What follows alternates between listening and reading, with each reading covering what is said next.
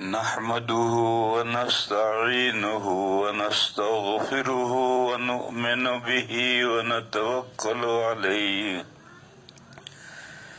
ونعوذ بالله من شرور أنفسنا ومن سيئات أعمالنا من يهده الله فلا مضل له ومن يضلله فلا هادي له وأشهد أن لا إله إلا الله وحده لا شريك له وأشهد أن سيدنا ومولانا وحبيبنا وشفيعنا محمدا عبده ورسوله أرسله إلى الناس كافة بشيرا ونذيرا وداعيا إلى الله بإذنه وسراجا منيرا صلى الله تعالى عليه وعلى آله وصحبه وبارك وسلم تسليما كثيرا كثيرا وبعد فأعوذ بالله من الشيطان الرجيم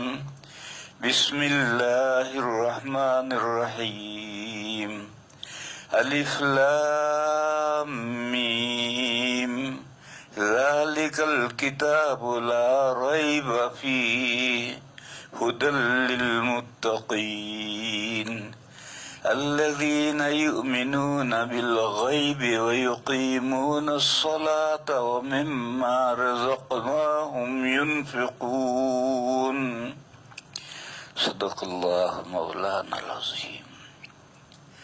بزرگوں اور بھائیوں،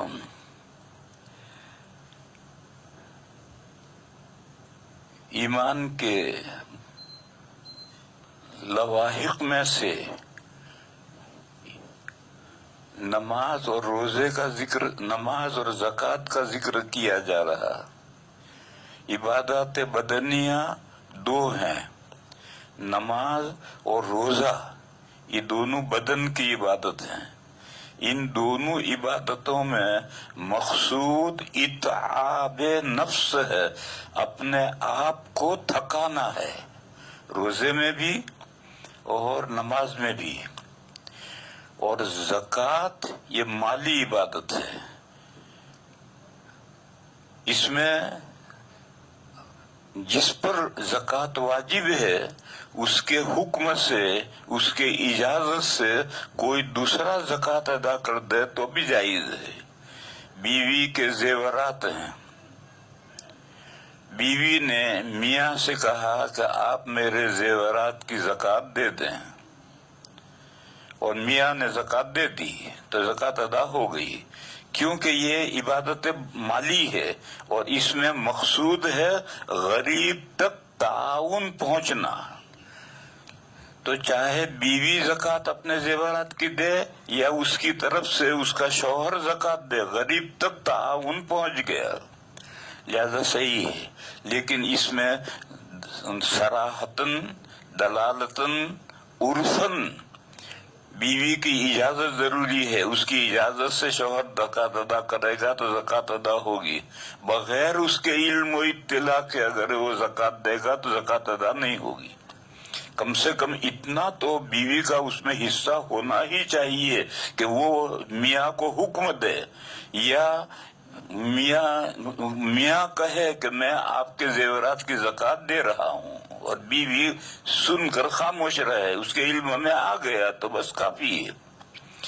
یا ہر سال شوہر بیوی کے زیورات کی زکوٰۃ دیتا ہے تو یہ اس کا عرف ہے، اس کے گھر کا عرف ہے، تو اس عرف کے مطابق۔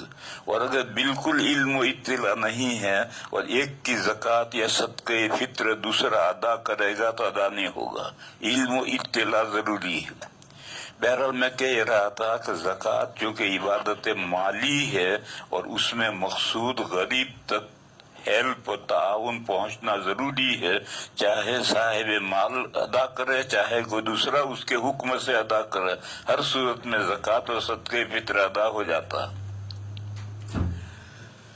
اور عبادت بدنی میں، نماز میں اور روزے میں مقصود اپنے آپ کو تھکانا ہے، لہذا عبادت بدنیہ میں خود عبادت کرنی ہے، دوسرے کو وکیل بنا دیا، دوسرے کو ذمہ داری سونپ دی کہ آپ یہ میری طرف سے عبادت کر لیں، اس طرح سے عبادت کر کے نائب بنانا وکالت کا جائز نہیں، کیونکہ شوہر صبح اٹھا، بیوی اٹھی، شوہر پڑا ہے، اس نے بیوی سے کہا میری بھی فجر کی 2 رکعتیں تو پڑھ لیجیے، یہ جائز نہیں ہے، اس لیے کہ اگر بیوی پڑھے گی تو بیوی تھکے گی، شوہر تو پڑا پڑا کھراٹے لے رہا ہے، اس کو کیا تکلیف پہنچی، اس لیے عبادت بدنی میں توکیل اور نیابت جائز نہیں۔ البتہ حضرت امام احمد علیہ الرحمہ ایک مسئلے میں گنجائش رکھتے ہیں کہ اگر کسی پر منت کے روزے ہوں، مرد پر یا عورت پر، اور وہ مر جائے تو نیابتاً اس کا وارث روزے رکھ سکتا ہے، منت کے روزے رکھ سکتا ہے، اور ان کی دلیل بخاری شریف کی ایک حدیث ہے۔ لیکن امام احمد علیہ الرحمہ کے علاوہ دوسرے 3 فقہا کہتے ہیں کہ نہیں، منت کے روزے اگر میت پر باقی ہیں تو اس میں بھی وارث نیابتاً روزے نہیں رکھ سکتا ہے، البتہ وارث کفارہ دے سکتا ہے۔ جیسے آدمی زندگی میں بوڑھا ہو جائے بہت زیادہ یا بیمار ہو جائے بہت زیادہ اور صحیح ہونے کی، تندرست ہونے کی امید نہ ہو تو فدیہ دے سکتا ہے، ایسے جو آدمی مر گیا تو اب ادا کرنے کی کوئی صورت نہیں ہے تو اس کی وصیت سے یا بغیر وصیت کے ورثہ فدیہ دے سکتے، تو منت کے روزوں کا بھی ورثہ فدیہ دے سکتے ہیں، اس کی طرف سے نائب بن کر کے قضا روزے نہیں رکھ سکتے ہیں۔ بہرحال یہ حضرت امام احمد علیہ الرحمہ کی ایک رائے ہے اور ان کے ماننے والے اس پر عمل کرتے ہوں گے، لیکن باقی 3 فقہا کی رائے یہ ہے کہ عبادت بدنیہ میں وکالت نیابت نہیں ہوتی ہے۔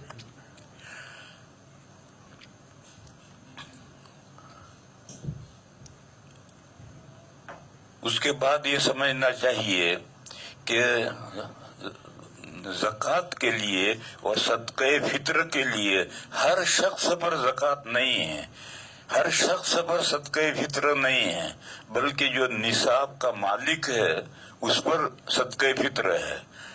صدقہ فطر میں نصاب کا مالک ہونا ضروری ہے، حولان حول ضروری نہیں ہے، اور زکوٰۃ میں نصاب کا مالک ہونا ضروری ہے، پھر اس نصاب پر 1 سال گزر جائے تب زکوٰۃ ادا کرنا فرض ہوتا ہے۔ نصاب کا مالک ہوتے ہی زکوٰۃ واجب ہو جاتی ہے، لیکن زکوٰۃ ادا کرنا فرض ہوتا ہے جب نصاب اس کے پاس 1 سال رہے، حولان حول ہو جائے تب زکوٰۃ نکالنا ضروری ہوتا ہے۔ بس صدقہ فطر کا ایک نصاب ہے اور ایک زکوٰۃ کا نصاب ہے۔ صدقہ فطر کا جو نصاب ہے وہ چھوٹا نصاب کہلاتا ہے اور زکوٰۃ کا جو نصاب ہے بڑا نصاب کہلاتا ہے۔ اصول فقہ کی اصطلاح میں یہ جو چھوٹا نصاب ہے اسے قدرت ممکنہ والا نصاب کہتے ہیں، یعنی وہ نصاب جس کی وجہ سے آدمی کے لیے حکم شرعی پر عمل کرنا ممکن ہو جاتا ہے، قدرت ممکنہ۔ اور بڑا جو نصاب ہے زکوٰۃ والا وہ قدرت میسرہ والا نصاب کہلاتا ہے، یعنی وہ نصاب کے جس سے اللہ کے حکم پر عمل کرنا آسان ہو جاتا ہے۔ بہرحال یہ 2 نصاب ہیں، ایک بڑا نصاب ہے ایک چھوٹا نصاب ہے۔ چھوٹے نصاب کے ساتھ 5 احکام متعلق ہیں اور بڑے نصاب کے ساتھ 6 احکام متعلق ہیں۔ میں وہ دونوں نصاب آپ کو بتلاتا ہوں، اسے لوگ عام طور پر ان نصابوں کو نہ جانتے نہیں ہیں۔ سب سے پہلے بات یہ جاننی چاہیے کہ نصاب میں چاندی کا نصاب معتبر ہے۔ چاندی کا نصاب ہے 200 درہم۔ 200 درہم کے ہوتے ہیں 52.5 تولہ چاندی. اب وہ 52.5 تولہ چاندی والا زمانہ بھی گیا. اب ہیں 612 گرام چاندی. 612 گرام چاندی یا اس کی جو قیمت ہے وہ ہے نصاب. یہ بنیادی نصاب یہ ہے 52.5 تولہ چاندی یعنی 612 گرام چاندی کی جو بھی قیمت ہے، یہ چاندی ہو یا اس چاندی کی جو قیمت ہے اس قیمت کے بقدر روپے ہوں تو یہ بنیادی نصاب ہے. سونے کا نصاب الگ ہے یا وہ محمول ہے چاندی کے نصاب پر. حضرت شاہ ولی اللہ صاحب علیہ الرحمہ کی رائے یہ ہے کہ سونے کا کوئی الگ نصاب نہیں ہے، سونے کا نصاب چاندی کے نصاب پر محمول ہے. اور شاہ صاحب ہی کی یہ رائے نہیں ہے، متقدمین میں 3 4 5 آدمی بڑے لوگ گزرے ہیں، ائمہ اربعہ میں سے نہیں ہیں، دوسرے بڑے لوگ گزرے ہیں، وہ بھی یہی کہتے ہیں کہ سونے کا کوئی نصاب نہیں. وہ کہتے ہیں کہ سونے کے نصاب کی جتنی حدیث ہیں وہ سب ضعیف ہیں، لہذا اصل نصاب تو چاندی کا نصاب ہے. لہذا 612 گرام چاندی کے بقدر مان لو کہ آج کل 612 گرام چاندی کی قیمت ہے 35-40 ہزار روپے. بس یہ 40,000 روپے یہ نصاب ہے. بس اگر کسی کے پاس میں 1 تولہ سونا ہے تو وہ بھی صاحب نصاب ہو گیا، کیونکہ 1 تولہ سونے کی قیمت 40,000 سے بھی زیادہ ہے. اور یہ جو کہتے ہیں کہ 7.5 تولہ سونے کا نصاب، یہ فقہا کی رائے ہے، چاروں ائمہ کی رائے یہ ہے کہ سونے کا نصاب یہ ہے اور چاندی کا نصاب یہ ہے. 7.5 تولہ یعنی 612 گرام چاندی یا اس کی قیمت، اور 7.5 تولہ سونا یعنی 87 گرام اور تھوڑا سا اوپر 0.15 اوپر اتنا سونا ہو یا اس کی قیمت ہو. کہ 2 نصاب الگ الگ ہیں. اور سونے کے بارے میں، جو سونے کے نصاب کے بارے میں 3 حدیثیں ہیں، اور وہ تینوں حدیثیں قابل استدلال ہیں، ان میں کوئی خاص کمزوری نہیں ہے. حجت اللہ البالغہ کی شرح میں نے لکھی ہے، رحمت اللہ الواسعہ، اس شرح میں وہ تینوں حدیثیں میں نے بیان کی ہیں. فقہا ان حدیثوں کی وجہ سے سونے کا نصاب الگ کرتے ہیں، چاندی کا نصاب الگ کرتے ہیں. لیکن پھر فقہا کے یہاں بھی اگر تھوڑا چاندی ہے اور تھوڑا سونا ہے تو پھر دونوں کو ملاتے ہیں اور پھر چاندی کے نصاب کا اعتبار کرتے ہیں. ایک طرف تو دونوں کو الگ الگ بھی مانتے ہیں، پھر تھوڑا تھوڑا ہو تو ملا کر کے چاندی کے نصاب کا اعتبار کرتے ہیں. تو یہ خربطہ ہے، 2 طرف کا مسئلہ ہے. بہرحال اس کو رہنے دو، یہ فقہاء کرام کے مسئلے ہیں، ان کو رہنے دو. ہم تو جو مقلد ہیں، لہذا ہمارے امام کا جو مذہب ہے وہ یہ ہے کہ سونے کا کوئی الگ نصاب نہیں ہے، سونا چاندی کا ایک نصاب ہے اور سونا چاندی پر محمول ہے. اور صرف کسی کے پاس سونا ہے تو پھر سونے کا نصاب الگ ہے، لیکن تھوڑا سونا اور تھوڑا چاندی ہے تو پھر سونے کا نصاب الگ نہیں ہے. سونا چاندی کی قیمت ملا کر کے چاندی کے نصاب کو دیکھیں گے. اور اگر کسی کے پاس میں صرف سونا ہے تو پھر 7.5 تولہ سونا ہوں گے تب صاحب نصاب ہوگا. کسی کے پاس صرف چاندی ہے تو پھر جب 612 گرام چاندی ہوگی تب وہ صاحب نصاب ہوگا. میں تو اس وقت یہ بتانا چاہتا ہوں کہ جو بڑا نصاب ہے، زکوٰۃ والا نصاب ہے، یہ 4 چیزوں سے بنتا ہے: اونٹ، بھیڑ بکریاں اور گائیں بھینسیں، اور سونا چاندی کرنسی اور اموال تجارت. یہ چاروں ایک ہیں. سونا چاندی کرنسی اور اموال تجارت، تجارت کا گڈس، بزنس گڈس، کوئی بھی بزنس گڈس چاہے مٹی بیچتا ہے تو یہ 4 چیزوں سے زکوٰۃ کا نصاب بنتا ہے. اگر کسی کے پاس یہ چاروں جن سے الگ الگ ہیں، ان کو ملائیں گے نہیں. اگر 5 اونٹ ہیں تو صاحب نصاب ہے، اونٹ ہے یا اونٹنیاں ہیں، بڑے ہیں یا چھوٹے ہیں، اگر صرف بچے ہیں تو نہیں، بلکہ ان میں کم از کم ایک بڑا ہونا چاہیے۔ بہرحال 5 اونٹ نصاب ہیں، اور 5 اونٹ کے اگر کسی کے پاس ہیں تو اس میں ایک بکری واجب ہوتی ہے، پھر اس کے بعد میں پھر آگے مسئلہ ہے۔ گائے بھینسیں اگر کسی کے پاس ہیں اور وہ صائمہ ہیں، جنگل میں چرتی ہیں، جیسے کہ بہت سے لوگ گائیں پالتے ہیں، وہ دن بھر جنگل میں چراتے رہتے ہیں، ان کے گھر کھلانے کے لیے کچھ نہیں ہے، تو ایسے ہی گائے بھینسیں جنگل میں چرتی ہیں پورا سال یا سال کا بیشتر حصہ، اور وہ گائیں بھینسیں رکھی گئی ہیں بچے حاصل کرنے کے لیے اور زوائد و فوائد دودھ حاصل کرنے کے لیے، تو ان کا چھوٹا ریوڑ ہے 30 گایوں کا، بھینسوں کا۔ گائیں بھینسیں ایک ہیں، اور گائیں بھینسیں دونوں کو ملا کر کے گنیں گے، 30 اگر ہیں، چھوٹے بڑے بھی سب اس میں، ایک کم سے کم ایک بڑا ہونا چاہیے، سارے چھوٹے بچے ہیں تو وہ نصاب نہیں بنے گا۔ تو اگر 30 گائیں بھینسیں ہیں تو اب یہ نصاب ہے، اس میں پھر 1 سالہ بچہ واجب ہوگا، چاہے مذکر بچہ دو یا مؤنث بچہ دو۔ اور بکریوں کا چھوٹا ریوڑ بنایا ہے 40 بکریوں کا، اس میں بھی بھیڑ بکریاں ایک ہیں، بھیڑ یعنی بالوں والے جو ہیں وہ، اور جو اون والے ہیں یہ سب بھیڑ بکریاں ایک ہیں، چھوٹے بڑے بھی سب کو ایک ساتھ گنیں گے، ایک کم سے کم بڑا اندر ہونا چاہیے، سارے بچے نہ ہوں۔ ایسے بھیڑ بکریوں کا ریوڑ 40 کا ہے، 40 بکریاں ہیں، اس کے پاس ایک اس پر ہولہ نے ہول ہو جائے، 1 سال گزر جائے تو پھر اس میں سے ایک بکری لیں گے، ایسی ایک بکری جس کی قربانی ہو سکے، یعنی 1 سالہ عمر کی بکری لیں گے۔ اور یہ تینوں الگ الگ ہیں۔ اگر کسی کے پاس 4 اونٹ ہیں اور 20 گائیں ہیں تو ان کو نہیں ملائیں گے، وہ صاحب نصاب نہیں ہے۔ کسی کے پاس میں 4 اونٹ ہیں، 20 گائیں ہیں، 25 بکریاں ہیں تو ان کو آپس میں نہیں ملائیں گے، یہ سب تینوں الگ الگ ہیں۔ اور چوتھی چیز ہے سونا، چاندی، کرنسی اور اموال تجارت، یہ چاروں چیزیں ایک ہیں، ان کو ملایا جائے گا۔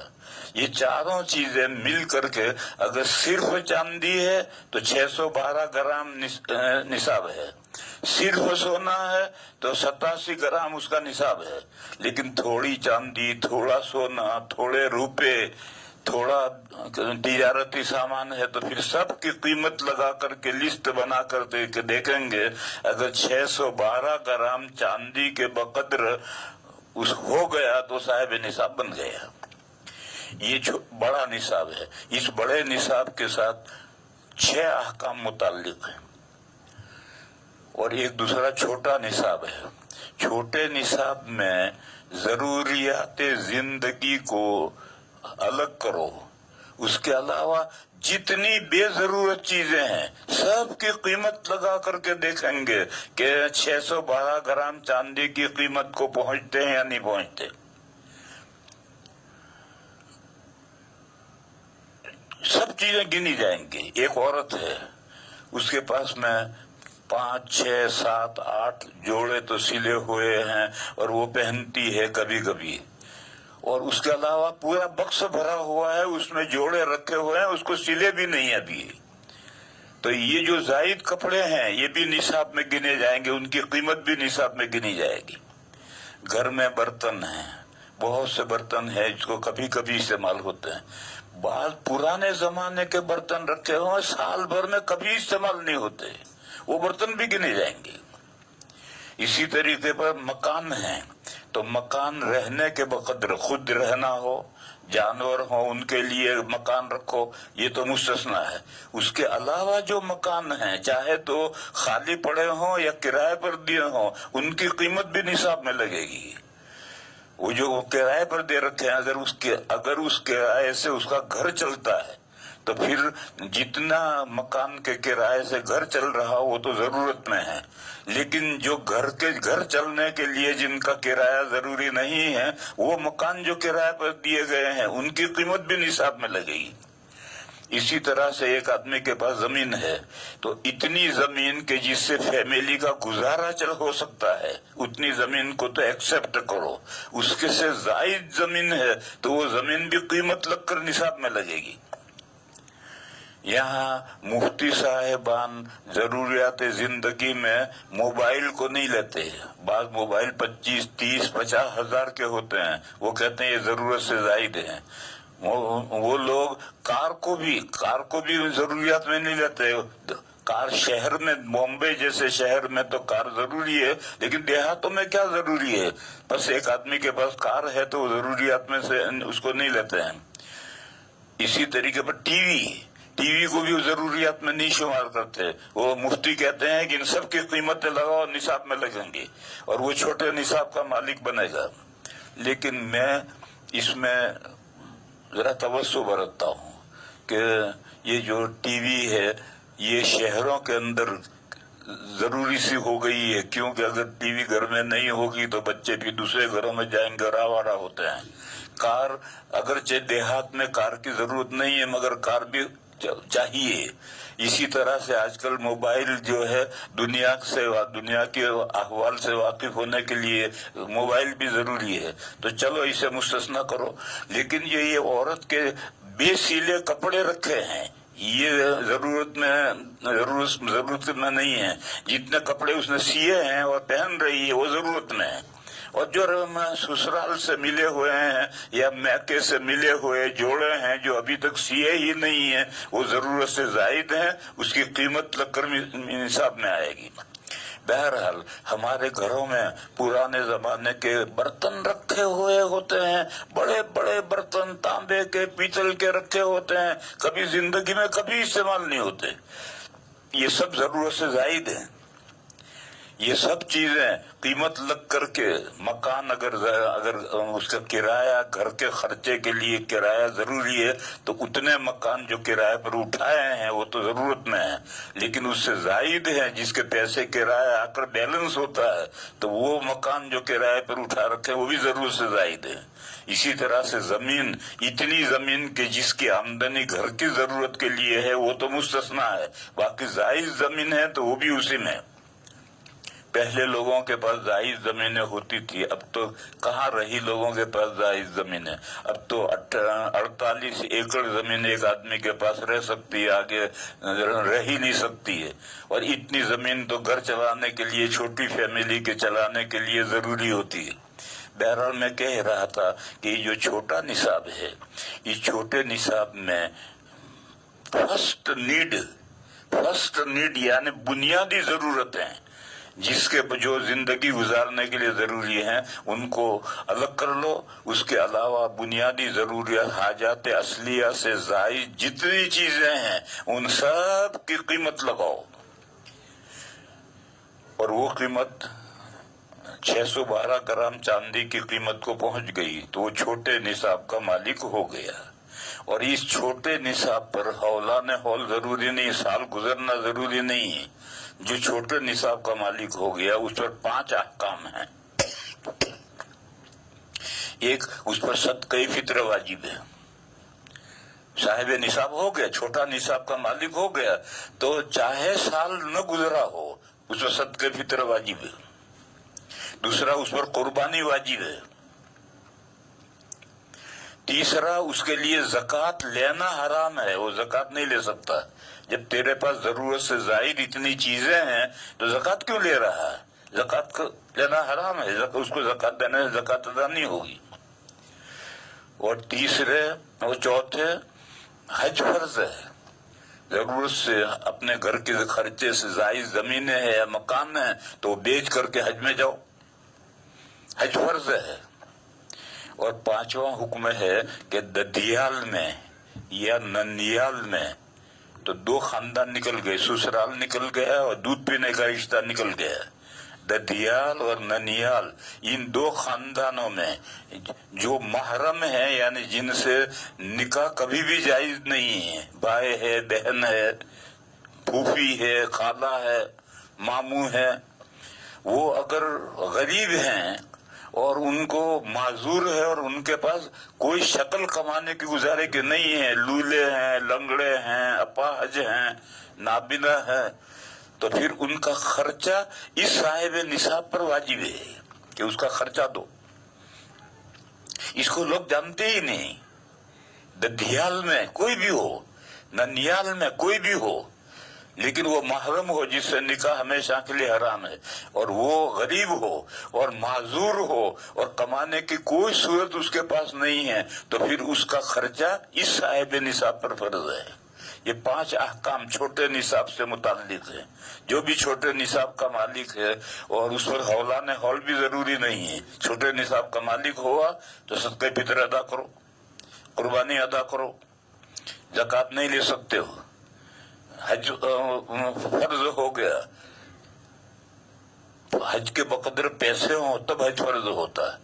زمین بیچ کر مکان زائد زمین بیچ کر زائد مکان بیچ کر اگر حج کے بقدر پیسے ہوں تب حج فرض ہوتا ہے۔ اسی طرح سے ذی رحم محرم، ددیالی یا ننیالی ذی رحم محرم ہو اور معذور ہو اور وہ کمانے کی اس کے لیے اندر استطاعت نہ ہو تو اس کا خرچہ فرض ہے۔ اس کا خرچہ اس کو اس صاحب نصاب کو دینا پڑے گا۔ یہ 5 احکام تو اس چھوٹے نصاب سے متعلق ہیں۔ اس چھوٹے نصاب کا جو مالک ہے اس پر زکوٰۃ نہیں ہے۔ اور بڑا جو نصاب ہے جو اونٹوں سے بنتا ہے یا بکریوں سے بھیڑ بکریوں سے بنتا ہے یا گایوں بھینسوں سے بنتا ہے یا سونا چاندی کرنسی اور اموال تجارت سے بنتا ہے، اس سے جو نصاب بنتا ہے اس پر یہ 5 احکام تو ہے ہی۔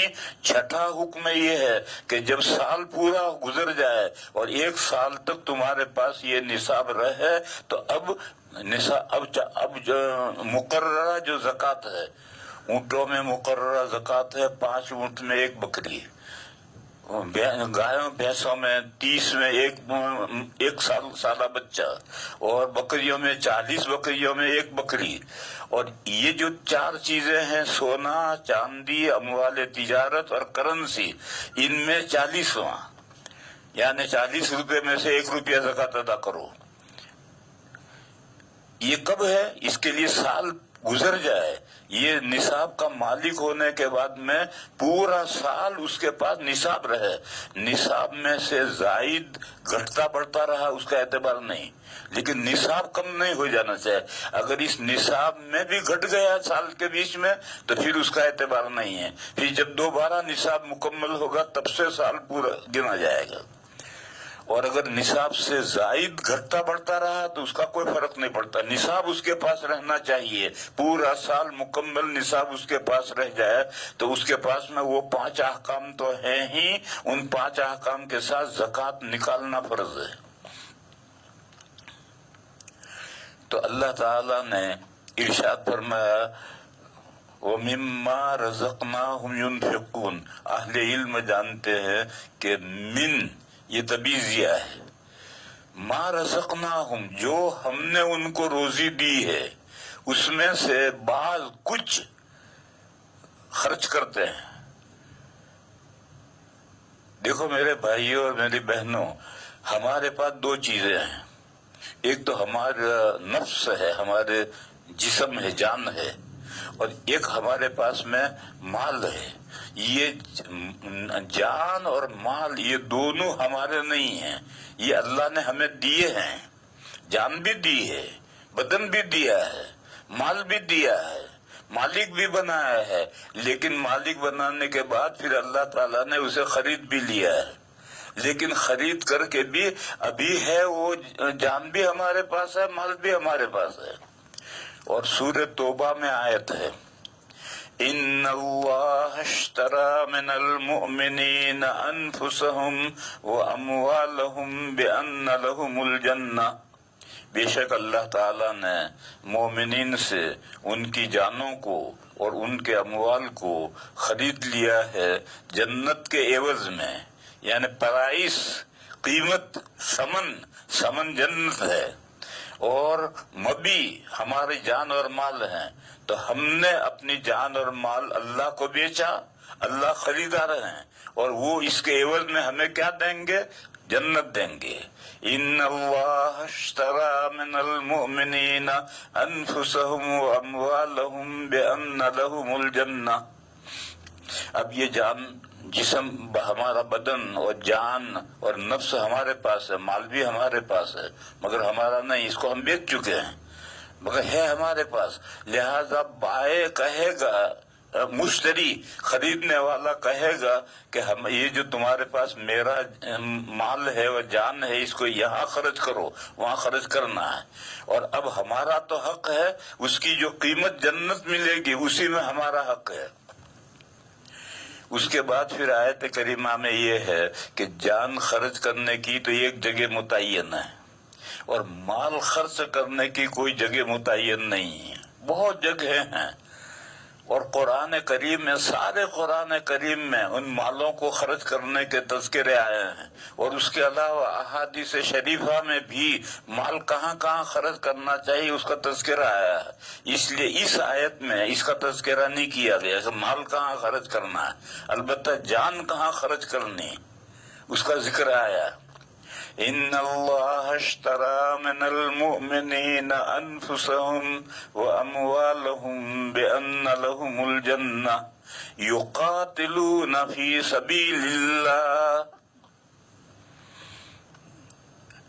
اللہ کے دین کی سربلندی کے لیے دشمنان اسلام سے لوہا لیتے ہیں. یقاتلون فی سبیل اللہ، اور میدان میں اترتے ہیں مرنے کے لیے نہیں، مارنے کے لیے. یقتلون و یقتلون، قتل کرتے ہیں اور قتل کیے جاتے ہیں. یعنی مرنے کے لیے نہیں میدان میں اترے، مارنے کے لیے اترے ہیں، لیکن مرنا بھی پڑ سکتا ہے. بہرحال یہ جان خرچ کرنے کی ایک معین جگہ ہے، اس کا ذکر ہے. یقاتلون فی سبیل اللہ فیقتلون و یقتلون. مال کہاں خرچ کرنا ہے اس کے لیے دوسری جگہ قرآن میں دیکھو، حدیثوں میں دیکھو کہاں کہاں مال خرچ کرنا ہے. جان خرچ کرنے کی ایک جگہ متعین تھی، لہذا اس کا تذکرہ اس آیت میں کیا. ٹھیک ہے، ہم خرچ کریں گے وعدے کے مطابق، جان بھی خرچ کریں گے، مال بھی خرچ کریں گے. اس کی پرائس وہ کب ملے گی؟ ہمیں جو قیمت ہے جنت وہ کب ملے گی؟ فرمایا کہ اس کا وعدہ ہے، اور وعدہ سچا وعدہ ہے. اور تورات میں بھی یہ وعدہ تھا، انجیل میں بھی وعدہ تھا، اور قرآن میں بھی وعدہ ہے. وعدن علیہ حقا فی التوراۃ والانجیل والقرآن. میں نے پہلے بھی بتلایا تھا کہ بڑے کاروبار جہاں ہوتے ہیں بامبے جیسے، وہاں کوئی چیز خریدی جائے تو خریدنے کے بعد 15 دن میں پیمنٹ کرنا ہوتا ہے. اور یہ 15 دن میں پیمنٹ یہ کیش پیمنٹ کہلاتا ہے، اس کو ادھار نہیں کہتے ہیں.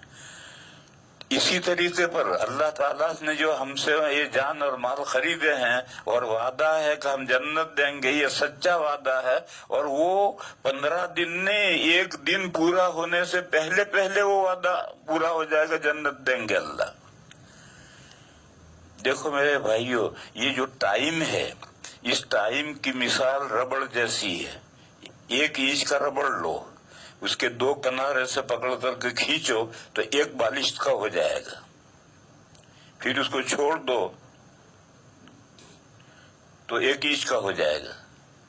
اسی طرح سے یہ ٹائم ہے، یہ ٹائم ربڑ کی طرح سے کھینچ دیا گیا ہے. اور قرآن کریم میں ہے کہ اللہ تعالیٰ کے یہاں کا 1 دن اور یہاں کے 1000 سال برابر ہیں. یعنی وہاں کا جو 1 دن ہے اس کو یہاں کھینچ کر کے 1000 سال بنا دیے. اسی لیے اس دنیا کے اندر تو آدمی جب زمانہ گزر جاتا ہے تو 60 سال کا ہو گیا، 70 سال کا ہو گیا، 80 سال کا ہو گیا، بڈھا ہو گیا، پیر گھسیٹنے لگا. لیکن اللہ کے یہاں جو زمانہ ہے وہ زمانہ وہ کھینچا ہوا نہیں ہے، اس لیے وہاں زمانہ گزرتا ہی نہیں ہے. حدیث شریف میں ہے کہ حضرت عیسیٰ علیہ السلام غسل خانے میں سے نہا کر نکلے تھے اور بالوں میں سے پانی ٹپک رہا تھا. اس زمانے میں تولیہ استعمال نہیں کرتے تھے. پھر فرشتے آئے اور عیسیٰ علیہ السلام کو اٹھا کر کے آسمانوں پر لے گئے۔ اب قیامت کے قریب میں جب عیسیٰ علیہ السلام آسمانوں پر سے دمشق کی جامع مسجد کے مینار پر اتارے جائیں گے، فرشتے لے کر اتاریں گے، تب بھی ان کے بالوں میں سے پانی ٹپک رہا ہوگا، یعنی وہاں زمانہ گزرا ہی نہیں، ابھی تک تو پانی ٹپک ہی رہا ہے، اور یہاں زمانہ گزرتا ہے۔ تو بہرحال یہاں ربڑ کو کھینچ دیا ہے، اور قرآن کریم میں ایک جگہ پر ہے کہ وَإِنَّ يَوْمًا عِنْدَ رَبِّكَ كَأَلْفِ سَنَةٍ مِّمَّا تَعُدُّونَ، تمہارے نزدیک کا ایک دن اللہ کے یہاں کے 1000 سال کے برابر ہے۔ یہ تو ایک جگہ پر، اس ربڑ کو اور کھینچو، جیسے کپڑا دھو کر کے ایک کمزور آدمی لنگی نچوڑے اور اپنی پوری طاقت سے نچوڑ لے، پھر اس کو پہلوان آ کر نچوڑے گا تو ایک کٹورا پانی اور نکالے گا۔ تو اسی طریقے پر یہ ربڑ کھینچا ہے، اس کو اور طاقت سے کھینچو گے تو اور بڑھ جائے گا۔ اللہ کے یہاں کا جب وہ کھینچتے ہیں تو اتنا ہو جاتا ہے۔ سورہ معارج میں ہے تعرج الملائکۃ والروح الیہ فی یوم کان مقدارہ 50,000 سنہ فاصبر صبرا جمیلا انہم یرونہ بعیدا ونراہ قریبا۔ اس آیت کریمہ میں یہ ہے کہ قیامت کا دن جو اس دنیا کا لاسٹ ڈے ہے، الیوم الاخر ہے، وہ ایک دن 50,000 ایئر کا ہے، 50,000 سال کا وہ ایک دن ہے۔ قیامت کا جو دن ہے وہ 50,000 سال کا ہے، کیونکہ دن رات بنتے ہیں، سورج نکلتا ہے غروب ہوتا ہے، سورج نکلتا ہے غروب ہوتا ہے، تو 24 گھنٹے میں رات دن بن جاتے ہیں۔ جب قیامت کا وقت قریب آئے گا تو جیسے بال بیرنگ والا پہیا گھماتے ہیں، وہ پہیا گھومتا رہتا ہے، جب اس کے ٹھہرنے کا وقت آتا ہے تو پھر الٹا گھومتا ہے۔ تو اسی طرح جب قیامت کا وقت آئے گا تو سورج جو چل رہا ہے یہ مغرب سے نکلے گا، اور مغرب سے نکل کر سر پہ آئے گا، پھر ڈوبے گا، پھر نکل کر سر پہ آئے گا، پھر ڈوبے گا، پھر نکل کر سر پہ آئے گا، پھر ڈوبے گا۔ اب قیامت شروع ہو گئی، جب سورج مغرب سے نکل آیا تب قیامت شروع ہو گئی، اور اب توبہ کا دروازہ بند ہو گیا، اب ایمان لانے کا کوئی فائدہ نہیں رہے گا۔ اور اب یہ جو لاسٹ ڈے ہے یہ 50,000 سال کا دن ہے۔ اس 50,000 سال میں جتنے معاملات اس دنیا میں پیش آ چکے ہیں وہ سارے معاملات پھر پیش آئیں گے، اور پھر بھی جو حساب کتاب مکمل ہوگا تو پھر ایک اور برج رکھا جائے گا، اس کا ایک سرا زمین پر ہوگا، دوسرا سرا جنت میں ہوگا، اور نیچے جہنم ہے۔ ہر ایک کو اس پل صراط پر سے گزر کر کے جنت میں جانا ہے۔ بس جو جہنمی ہے تو جہنم میں سے آنکڑے نکلیں گے اور پکڑ کر کے اسے جہنم میں لے جائیں گے، اور جو جنتی ہے وہ گزر جائے گا، جنت میں پہنچ جائے گا۔ بہرحال میں یہ جو آیت ہے کہ تعرج الملائکۃ والروح الیہ فی یوم کان مقدارہ 50,000 سنہ، اس کی جو یہ تفسیر ہے یہی صحیح اور راجح تفسیر ہے۔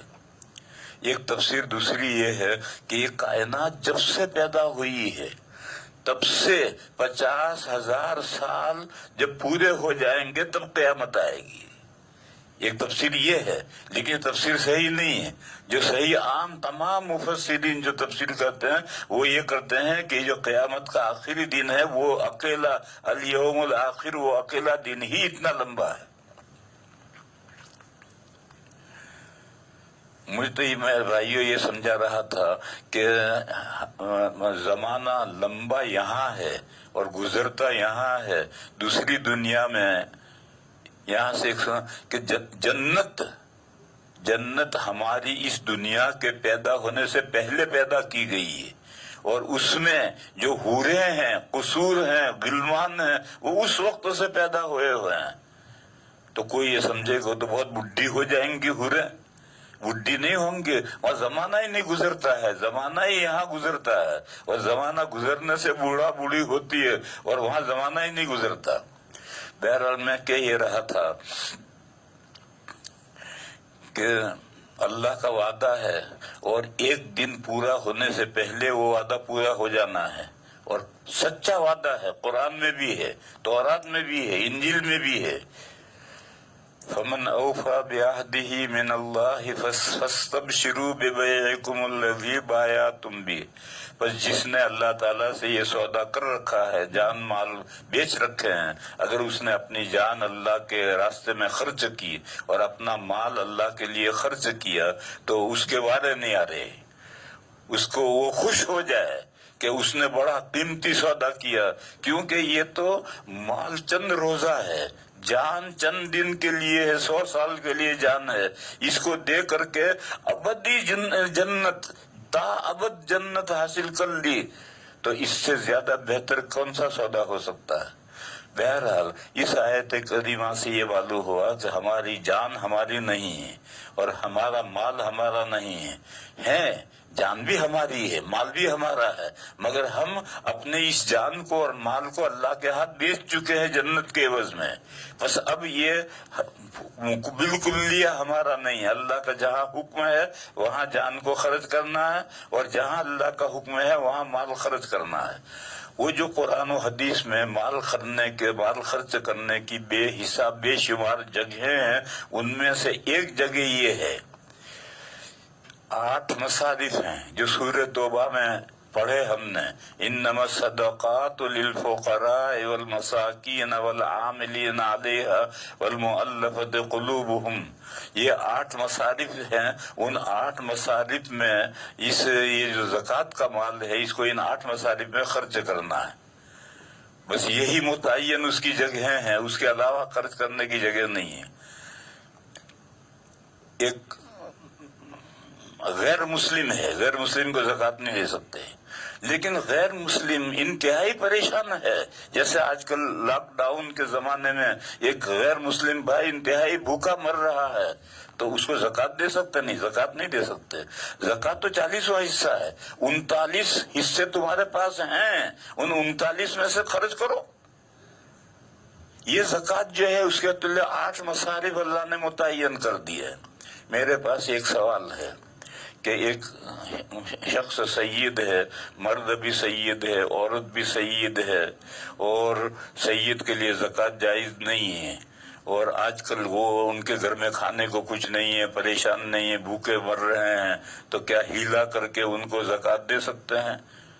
तो वो मसला जब आएगा तो मसला बयान करेंगे कि अभी इस जमाने में सादात को भी, एक तो डुप्लीकेट सादात हैं जिनका कोई नसब नामा नहीं, बस सादात कहलाते हैं, सैयद कहलाते हैं, वो तो उनके लिए ज़कात देना जायज है ही, लेकिन जो वाकई सैयद हैं जिनका नसब नामा मौजूद है, आज के मुफ्तियों का, बाज मुफ्तियों का फतवा ये है कि उनको भी ज़कात देना जायज है।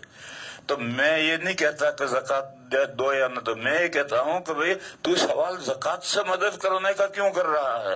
तेरे पास ज़कात निकालने के बाद 39 हिस्से माल के तो तेरे पास बचे हुए हैं, तो क्या अल्लाह की औलाद, अल्लाह के रसूल की औलाद के लिए तू 39 हिस्सों में से एक हिस्सा नहीं निकाल सकता?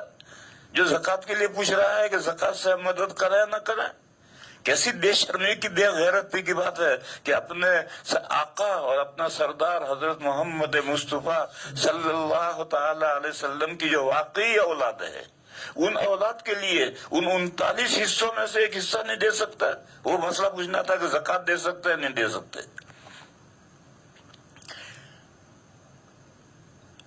तो मैं ये कह रहा था कि इसके मसारिफ मुतय्यन 8, उसमें यह है कि गैर मुस्लिम को आप ज़कात नहीं दे सकते। बस गैर मुस्लिम का ताउन करना है तो ताउन करना है, तो ये 40वां है, इसी पर क्यों डिपेंड है? इसके बाद तेरे पास 39 हिस्से और भी तो बचे हुए हैं, उनमें से कर इस गैर मुस्लिम की ताउन। किसने मना किया है ताउन करने से? लेकिन तू ये कह रहे हैं ज़कात ही पर मसला पूछ रहा है, तो ये गलत फहमी है इंसान की कि ज़कात ही पर डिपेंड हो रही है। ये ज़कात तो इन 8 मसारिफ के लिए है, और बकिए जो 39 हिस्से हैं वो जहां दुनिया जो चाहे खर्च कर। बहरहाल अल्लाह ताला ने माल, ज़कात का माल जो है वो मुतय्यन जगहों में खर्च करने के लिए कुरान में एक सहाबी आए, नबी पाक सल्लल्लाहु अलैहि वसल्लम ज़कात का माल तकसीम कर रहे थे। उन्होंने सवाल किया और वो ज़कात के मुस्तहिक थे नहीं, तो नबी पाक सल्लल्लाहु अलैहि वसल्लम ने उनसे कहा कि देख भाई, ये ज़कात का माल है, और ज़कात के माल के सिलसिले में अल्लाह ने मलक मुकर्रब फरिश्ता और नबी मुरसल, नबी अंबिया और रसूलों पर अल्लाह ने एतमाद नहीं किया, बल्कि अल्लाह ताला ने इस माल के 8 मसारिफ खुद नाजिल किए हैं कुरान में। बस अगर इन 8 में तू किसी मसरफ में अगर आता है तो मैं तुझे दे सकता हूँ, वरना सॉरी। तो अल्लाह के रसूल सल्लल्लाहु अलैहि वसल्लम को भी इन 8 मसारिफ से बाहर खर्च करने का इख्तियार नहीं था, तो आज किसी और को इख्तियार कहाँ से हो जाएगा। लेकिन जहाँ जरूरत हो तो वहाँ बाकी जो ये ज़कात तो 40वां हिस्सा है, बाकी जो 39 हिस्से हैं उनमें से तुम जहाँ चाहे खर्च करो, उसको किसने मना किया है? किसी ने मना नहीं किया। तो मैं कह रहा था कि मिन तबीज ये इस्तेमाल किया है, और वो मुसलमान वो हैं कि जो हमने उनको रोजी दी है उसमें से कुछ खर्च करते हैं। ये जो हमारे पास माल है, ये हमारा, ये दर हकीकत ये इस माल के मालिक अल्लाह हैं। अल्लाह ने तो हमें उसमें डिप्यूटी बनाया है, मालिक बनाया है। और कुरान में फरमाया व अनफिकू मिम्मा जअलकुम मुस्तखलफीन फी, खर्च करो उस माल में से जिसमें हमने तुम्हें अपना नाइब कायम मकाम बनाया है, उसमें से खर्च करो। वही जो अल्लाह ने कायम मकाम बना करके दिया है, यही रोजी है। लिहाजा फरमाया व मिम्मा रज़क़नाहुम युनफिकून, वो मुसलमान वो हैं जो अल्लाह के दी हुई रोजी में से कुछ खर्च करते हैं। जितना अल्लाह ने खर्च करने के लिए कहा है उतना खर्च करते हैं, ज्यादा खर्च करो लेकिन इससे कम नहीं। तो ये 2 इबादतें हैं। मैं ये कह रहा था कि एक इबादत तो है बदनी है, वो 2 इबादतें हैं, नमाज और रोजा। देखो हमारे अंदर 2 चीजें हैं, एक हमारी बॉडी है और एक हम अंदर, बॉडी के अंदर रूह है। रूह की तरबियत के लिए नमाज है और बदन की तरबियत के लिए रोजा है। इसीलिए रोजे की जहाँ आयत आई है वहाँ ये कहा है कि अगर तुम रोजे रखोगे, जैसा पिछली तमाम उम्मतें रोजे रखती आई, इसी तरह से तुम रोजे रखोगे तो तुम तंदुरुस्त रहोगे, बीमारियों से, हर तरह की बीमारियों से बच जाओगे। और इसीलिए फाका सबसे ज्यादा, और फाके के साथ अगर रोजे की नीयत है तो सवाब का सवाब, फाका का फाका और सवाब का सवाब। तो ये 1000 बीमारियों की एक दवा है रोजा। तो बदन की सेहत के लिए रोजा है और रूह की परवरिश के लिए नमाज है। ये 2 इबादतें हैं। और दूसरों की सहायता, दूसरों की ताउन, दूसरों की मदद के लिए, गरीबों की मदद के लिए ज़कात रखी है। और एक इबादत रखी है जिसमें माल भी खर्च होता है, बदन भी खर्च होता है, और वो हज है जो बदन और माल से मुरक्कब है, उसमें बदन भी खर्च होता है, माल भी खर्च होता है। ये इबादत जो है वो महबूब से मुलाकात के लिए महबूब के घर जाओ। अब अल्लाह के घर तो जा नहीं सकते, अल्लाह तो गैबुल गैब है, तो उसका जो पैकरे महसूस है मक्का मुकर्रमा में काबा शरीफ, वहां जाओ और वहां जाकर के मरासिम जो इबादत के हैं वो अदा करो। यूं 4 इबादतें अल्लाह ताला ने, ये 4 इबादतें अरकान अरवा रखे हैं, नमाज, ज़कात, रोजा और हज। बहरहाल मैं ये कह रहा था कि जो असल मुझे समझाना था, लोग ये नहीं जानते कि निसाब 2 है, एक छोटा निसाब है, एक बड़ा निसाब है। बड़े निसाब को तो सब जानते हैं, छोटे निसाब को कोई जानते नहीं। اور چھوٹے نصاب کے ساتھ جو 5 احکام متعلق ہے اسے بھی کوئی نہیں جانتا ہے، اور ان میں بھی اگر جانتے بھی ہیں تو زکوٰۃ اور قربانی کو، صدقہ فطر کو جانتے ہیں۔ یہ جو ددیال اور ننیال کے معذوروں کا خرچہ فرض ہے اس کو تو کوئی جانتا بھی نہیں، اور حج فرض ہے اس کو تو کوئی جانتا ہی نہیں۔ لوگ یہ سمجھتے ہیں کہ اتنے پیسے آئیں گے کہ حج ہو، اور زمین بہت ساری ہے، مکان بہت سارے ہیں، وہ تو کہا وہ تو ہے، لیکن میرے پیسے میں حج کے لیے جانے کے لیے بقدر نہیں ہے۔ تو اس لیے میں نے یہ 2 نصاب بتلائے کہ ایک چھوٹا نصاب ہے، اس کے ساتھ 5 احکام متعلق ہیں، ایک بڑا نصاب ہے، اس کے ساتھ 6 احکام متعلق ہیں۔ یہ ذہن میں رکھ کر کے لوگ سوال کرنے لگے ہیں، ایسے سوال جو ان کو مجھ سے نہیں کرنے چاہیے۔ میں دارالفتہ کھول کر نہیں بیٹھا ہوں۔ ایک صاحب نے پوچھا کہ ایک آدمی کا انتقال ہوا، اتنے لاکھ روپے ترکہ ہے اور یہ ورثہ ہیں، تو کس وارث کو کیا ملے گا؟ تو میں نے کہا کسی دارالفتہ سے پوچھو۔ یہاں بامبے میں بھی مفتی سعید صاحب ہیں، مفتی عزیز الرحمان صاحب ہیں، اور بہت سے مفتی، ان سے پوچھو، نہیں تو دیوبند سے پوچھو، آن لائن پوچھو۔ ایک بندہ پوچھ رہا ہے کہ ایک امام صاحب نے پڑھا ثم رددناہ اسفل سافلین الذین آمنوا، الا چھوڑ دیا، تو نماز ہوئی یا نہیں ہوئی؟ ارے بھائی یہ مسئلے مجھ سے پوچھنے کے تھوڑے ہیں، یہ پوچھو دارالفتاؤں سے، وہ بتلائیں گے مسئلے۔ میں تو یہاں موٹی موٹی دین کی باتیں بتلا رہا ہوں جو آپ حضرات یا تو جانتے نہیں ہیں یا پوری تفصیل سے نہیں جانتے۔ میں باریک باریک چھوٹے مسئلے دارالفتاء سے جو تعلق رکھنے والے مسئلے ہیں وہ بتانے کے لیے میں نہیں بیٹھا ہوں۔ وآخر دعوانا ان الحمدللہ رب العالمین۔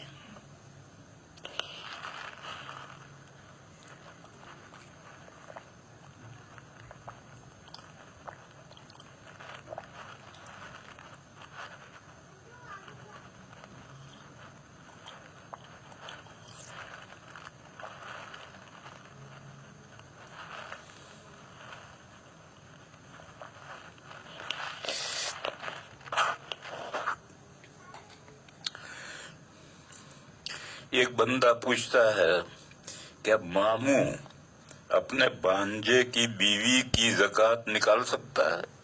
یہ مسئلہ میں نے ابھی سمجھا دیا کہ زکوٰۃ میں حالت اختیار میں بھی نیابت ہو سکتی ہے اور حالت اضطرار میں بھی نیابت ہو سکتی ہے۔ ایک آدمی نے زندگی میں زکوٰۃ نہیں نکالی اور موت کا وقت آیا تو اس نے وصیت کی کہ میرے مرنے کے بعد میری اتنی زکوٰۃ باقی ہے وہ ادا کرنا، تو یہ حالت اضطرار میں ورثہ نائب بنا تو 1/3 ترکے میں سے وہ زکوٰۃ ادا کریں گے۔ زائد میں سے اگر زکوٰۃ ادا کرنی ہے اور ورثہ عاقل بالغ ہے تو زائد میں سے بھی ادا کر سکتے ہیں۔ مسئلہ عبادت بدنیہ میں نیابت کا ہے، عبادت مالیہ میں تو آپ کسی کو بنا، یہ تو مسئلہ ہے کہ آپ زکوٰۃ کس کو دے سکتے ہیں اور کس کو نہیں دے سکتے۔ تو وہ 2 شخص جن کے درمیان میں ولادت کا تعلق ہے، جننے کا تعلق ہے، ان کو زکوٰۃ نہیں دے سکتے، اور وہ 2 شخص جن کے درمیان میں زواج کا تعلق ہے، نکاح کا تعلق ہے، ان کو زکوٰۃ نہیں دے سکتے۔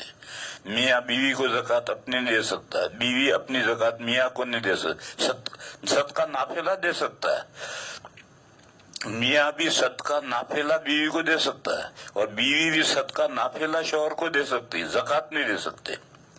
اسی طرح سے جن میں جننے کا تعلق ہے، اصول باپ ماں دادا دادی نانا نانی اوپر تک، اور نیچے فروع بیٹا بیٹی پوتا پوتی نواسا نواسی نیچے تک، ان میں جننے کا تعلق ہے، یہ ایک دوسرے کو زکوٰۃ نہیں دے سکتے۔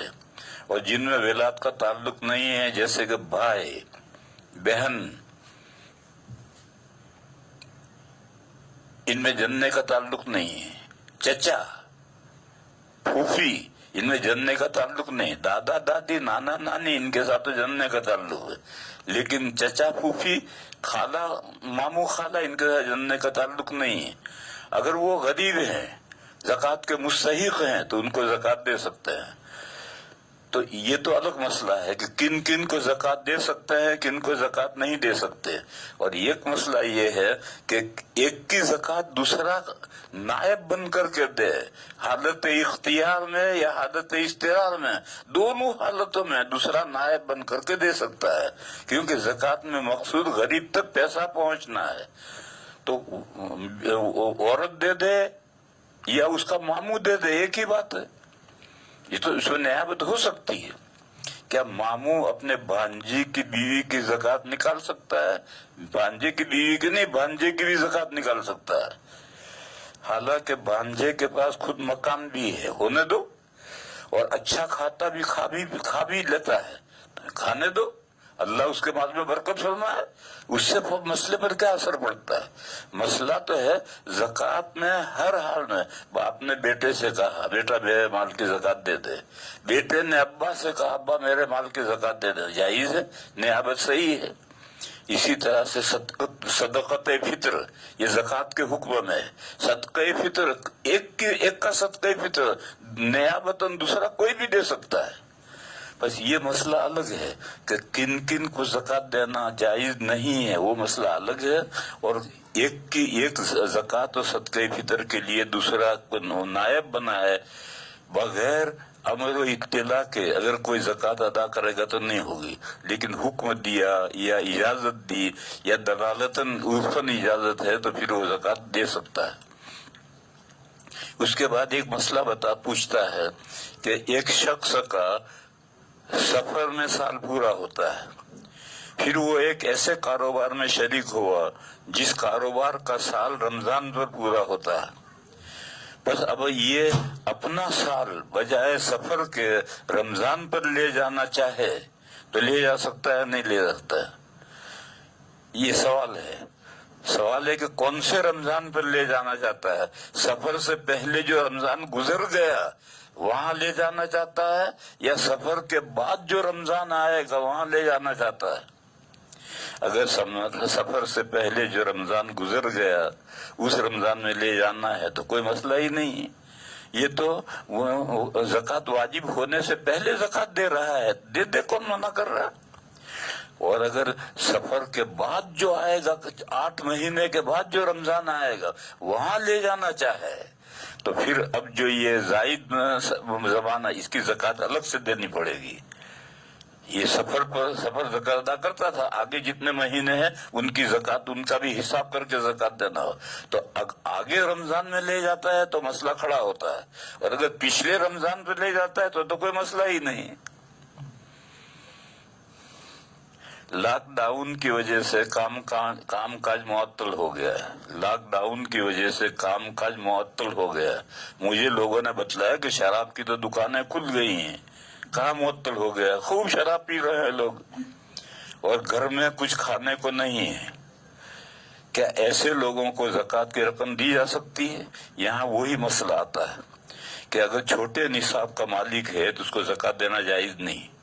لیکن آج کل مصیبت یہ ہے کہ مفتی صاحب کہتے ہیں کہ موبائل ضرورت سے زائد ہے، ٹی وی ضرورت سے زائد ہے، گھر میں جو پرانے برتن بڑے بڑے تانبے پیتل کے رکھے ہیں یہ ضرورت سے زائد ہے، عورت کے پاس کپڑے ہیں وہ ضرورت سے زائد ہے.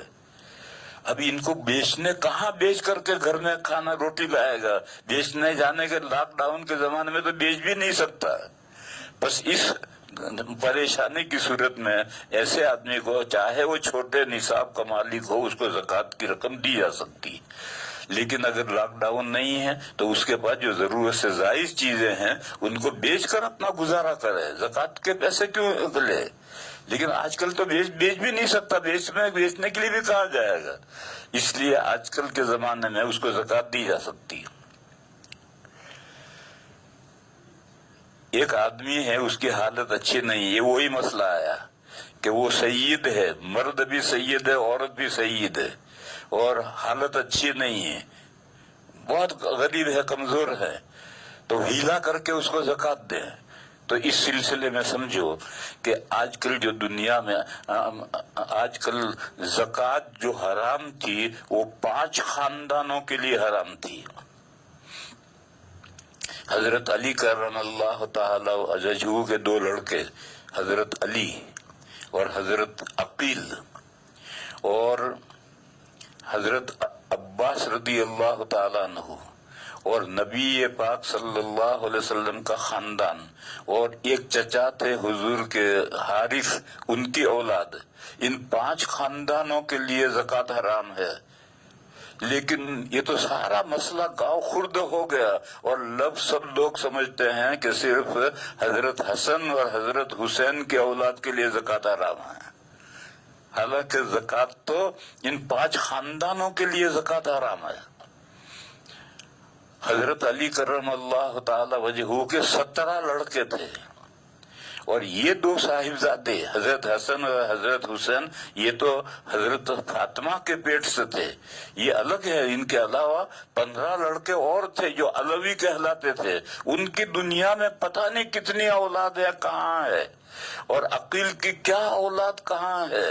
اور اسی طریقے پر حضرت عباس کے تو پتہ نہیں کتنے لڑکے تھے، ان کے ساری اولاد، اور حارث کی جو ساری اولاد، یہ سب کے لیے زکوٰۃ حرام ہے۔ لیکن اب مسئلہ سمٹ کر کے رہ گیا 2 صاحبزادوں کی اولاد میں۔ پھر اس کے بعد میں یہ 2 صاحبزادوں کی اولاد جو سید کہلاتی ہے، اس میں ڈپلیکیٹ سید بہت ہو گئے۔ بعض علاقے ہیں، ان علاقوں میں تو کوئی غیر سید ہے ہی نہیں، ہر آدمی کہتا سید فلاں سید فلاں سید فلاں، ہر ایک اپنے نام کے ساتھ سید دکھاتا ہے۔ تو کیا سارے سید اسی صوبے میں گھس گئے جا کر؟ اور ایک ملک تو ایسا ہے کہ حبشی کہتے ہیں میں بھی سید ہوں، ارے بھی حضور کی اولاد میں یہ حبشی کالے کہاں سے آ گئے؟ اس لیے ڈپلیکیٹ سید بہت ہو گیا ہے، جیسے ڈپلیکیٹ سیدوں کا تو مسئلہ نہیں ہے۔ البتہ وہ سادات جن کا نسب نامہ موجود ہے، جیسے میرے استاد تھے حضرت مفتی سید مفتی مہدی حسن صاحب، وہ حضرت پیران پیر حضرت شیخ عبد القادر جیلانی کے اولاد میں تھے، اور ان کے پاس نسب نامہ پورا تھا، اور وہ ان کی کتابوں میں چھپا ہوا بھی نسب نامہ ہے۔ ایسے پکے سید ہیں، آج بھی ہیں، آج بھی ایسے سادات ہیں کہ جو پکے سادات ہیں، ان کے پاس نسب نامہ ہے۔ ان سادات کے لیے بھی حضرت مفتی مہدی حسن صاحب قدس سرہ، جو دارالعلوم دیوبند کے صدر مفتی تھے اور میرے استاد تھے، جن سے میں نے افتاء سیکھا ہے، ان کا فتویٰ یہ تھا کہ ان کو بھی زکوٰۃ دینا جائز ہے، جبکہ اب خمس کا مصرف نہیں رہا۔ جہاد اور جہاد میں مال غنیمت، اور مال غنیمت میں سے خمس وہ مصرف اب باقی نہیں رہا، تو ان کو اس میں سے یہ زکوٰۃ ان کو دینا جائز ہے۔ اگرچہ عام طور پر مفتی اس کی اجازت نہیں دیتے، میں بھی نہیں دیتا، میرے استاد کا فتویٰ تھا، لیکن میں بھی یہ فتویٰ نہیں دیتا۔ میں تو یہ کہتا ہوں کہ بھئی زکوٰۃ کے بارے میں تو یہ 40واں جو ہے زکوٰۃ، اس کے بارے میں کیوں پوچھتا ہے؟ تیرے پاس جو 39 حصے جو باقی ہیں، کیا تو اپنے پیغمبر کی اولاد کی تعاون ان 39 حصوں میں سے نہیں کر سکتا جو تو 40 کے بارے میں پوچھتا ہے؟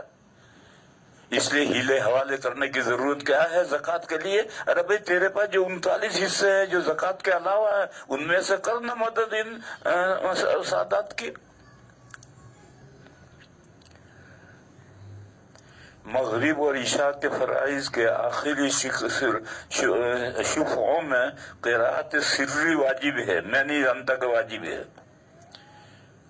جماعت سے نماز پڑھ رہے تو پہلی جو 2 رکعتیں ہیں اس میں جہرن پڑھنا واجب ہے، یہ تو میں جانتا ہوں، لیکن آخری رکعتوں میں 3 اور 4 میں سرن پڑھنا واجب ہے، میں نہیں جانتا، مجھے یاد نہیں مسئلہ۔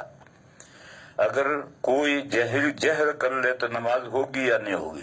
دیکھو میرے بھائیو، ایسے مسئلے مجھ سے مت پوچھو، میں کوئی کتابیں لے کر دارالفتاء کھول کر یا تھوڑی بیٹھا ہوں جو کتابوں میں دیکھ کر تمہیں مسئلے بتاؤں گا۔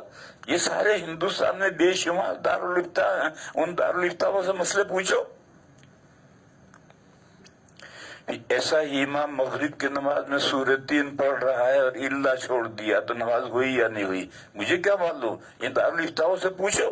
یہ سب مسائل ایسے ہیں کہ ان کے لیے کتابیں چاہیے، کتابوں میں دیکھ کر کے جواب دیا جائے گا، ویسے سر اٹھا کر کے جواب نہیں دیا جاتا۔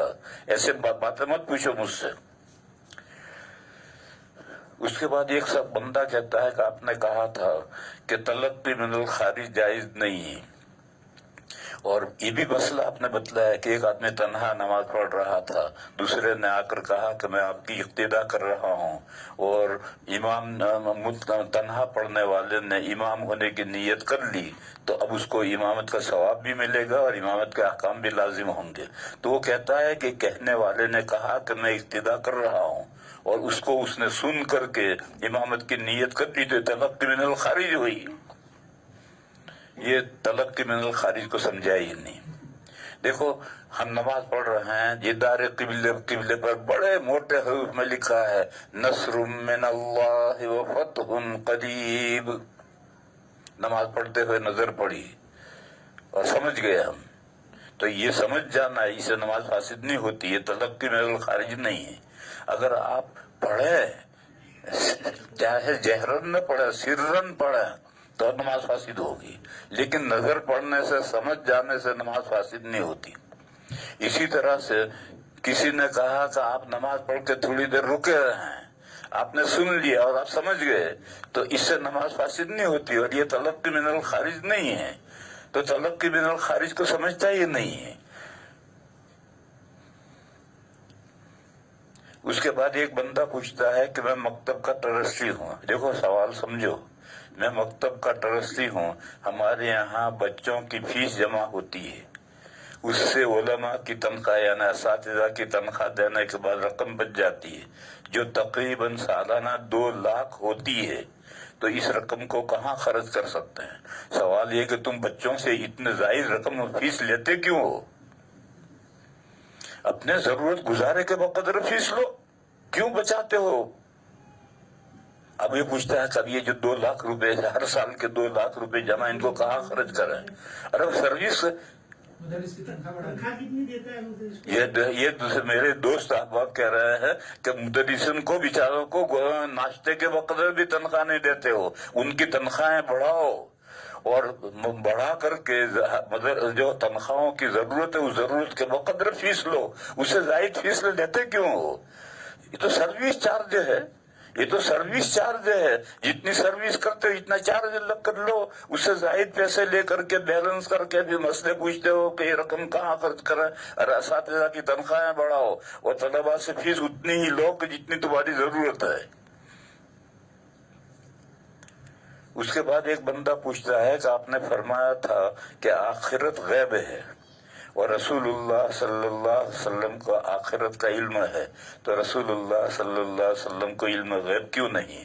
علم غیب تو سب کو ہے، ہمیں بھی ہے، لیکن غیب کلی یعنی جتنا اللہ جانتے ہیں اتنا سارا علم حضور کو نہیں تھا، نہ ہمیں ہے نہ حضور کو تھا، اور جتنا علم اللہ نے اپنے رسولوں کو بتلا دیا اب وہ غیب نہیں رہا۔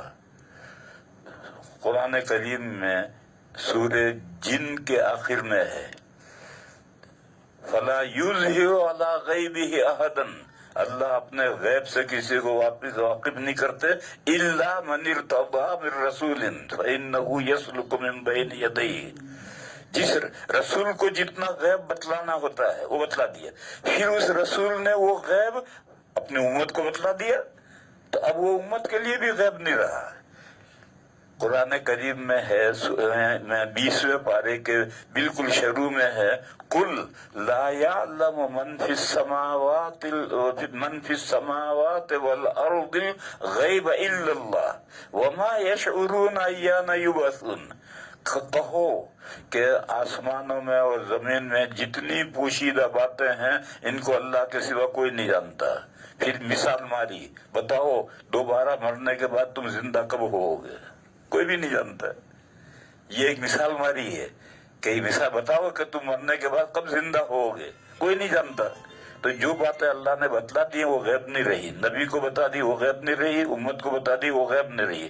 تو آخرت کی اور دوسری دنیا کی جتنی جنت جہنم کی جتنی باتیں حضور کو تو لے جا کر کے دکھایا، اور دکھا کر کے، اور حضور نے آ کر ہمیں بتایا یہ چیزیں غیب نہیں ہیں۔ لیکن اللہ کے علوم اتنے ہی نہیں ہیں، اللہ کے علوم تو لا تو غیر منحصر اللہ کے علوم ہیں، وہ جو اللہ کے علوم غیر منحصر ہیں، جو اللہ نے انبیاء کو بھی کسی نبی کو بھی نہیں بتائے ہیں۔ یہی ایک مثال ہے کہ مخلوقات مر رہی ہے، مرنے کے بعد کب زندہ ہوگی کس کو کوئی نہیں جانتا۔